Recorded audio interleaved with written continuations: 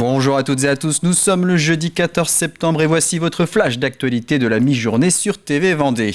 Et on débute par un nouvel accident mortel sur la route la nuit dernière au Sables-d'Olonne. Un véhicule a percuté un poteau électrique rue Pierre de Coubertin. Un homme de 43 ans est décédé. Une autre victime, un homme de 34 ans, a été transporté en urgence relative au centre hospitalier des Sables-d'Olonne.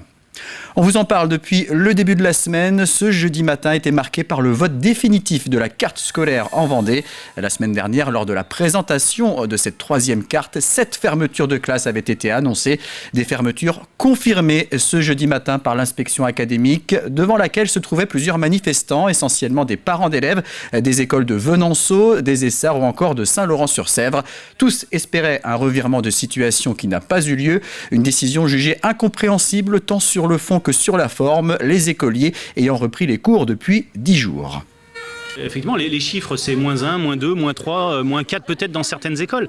Alors, on a 1900 postes sur le département, globalement, et là, pour répondre à ces attentes, il en aurait fallu 3. On ne les a pas. On n'a pas 3 postes sur le département pour satisfaire quand même ces demandes qui sont légitimes. Parce que quand on a un élève de moins dans une école, est-ce que ça mérite une fermeture de classe au 15 septembre ? Pour nous, c'est non. On attend de pied ferme, mais avec tranquillité aussi, notre nouvelle directrice académique. On espère qu'elle saura entendre ces arguments-là qui sont sages, c'est-à-dire pas de fermeture en septembre. On ne désorganise pas les classes, les élèves à une rentrée, on le fait sereinement. Donc on espère être entendu là-dessus. Beaucoup de mépris où au final on sent qu'on n'a même pas été entendu.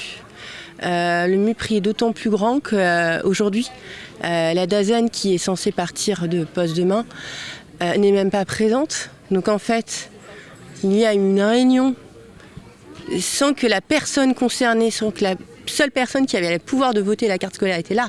Donc en fait, la discussion a été stérile.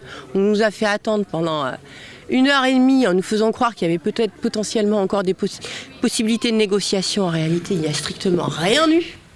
Éducation toujours avec les lycées. Cette fois, Christelle Morancet, présidente du conseil régional, s'est rendue au lycée Léonard de Vinci à Montaigu mardi.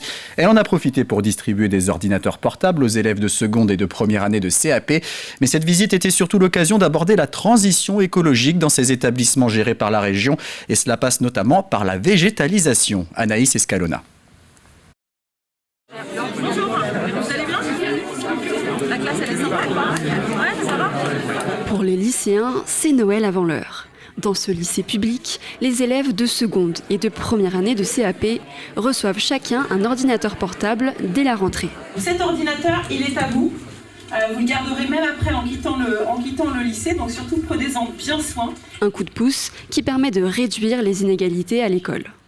On n'a pas souvent les moyens de se payer un ordinateur portable, et c'est cher. Donc pour les secondes, ouais, je trouve ça bien. S'il y avait des tablettes à un moment, ouais, ça donne un accès équitable à tout le monde. C'est grâce à la région qu'on a des extensions de locaux, des réhabilitations de locaux, des travaux dans nos locaux et de l'entretien de l'ensemble de nos locaux. Voilà.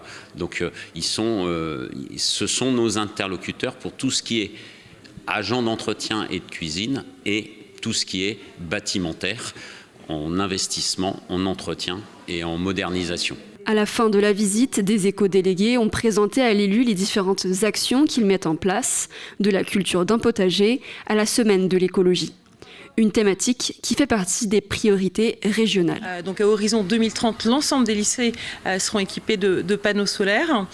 Et puis l'enjeu aussi de verdir les cours et nos établissements. Et donc ici, il y a une initiative qui a été prise et que j'aimerais dupliquer sur l'ensemble des lycées, qui est la construction d'une mini-forêt, donc avec la plantation de 3000 arbustes et arbres qui auront lieu donc au mois de novembre. Et donc la région a accompagné ce projet. Le plan de solarisation permettra de fournir un tiers de la consommation annuelle des 116 lycées de la région. L'association CLCV, Consommation, Logement et Cadre de Vie, est allée à la rencontre des Yonnais ce mercredi sur le parvis du pôle associatif de La Roche-sur-Yon. CLCV 85 est une association de défense des locataires et des consommateurs. Elle compte 3 salariés, une vingtaine de bénévoles et 250 adhérents. Ce stand de rencontre avec les habitants a permis de faire découvrir les activités, mais aussi informer sur les différents sujets traités par l'association, à savoir la consommation, l'environnement et la santé, ou encore le logement, et répondre aux interrogations des visiteurs. Les questions qu'on a entendues, c'est surtout qu'est-ce que c'est la CLCV, parce que CLCV, c'est pas très explicite.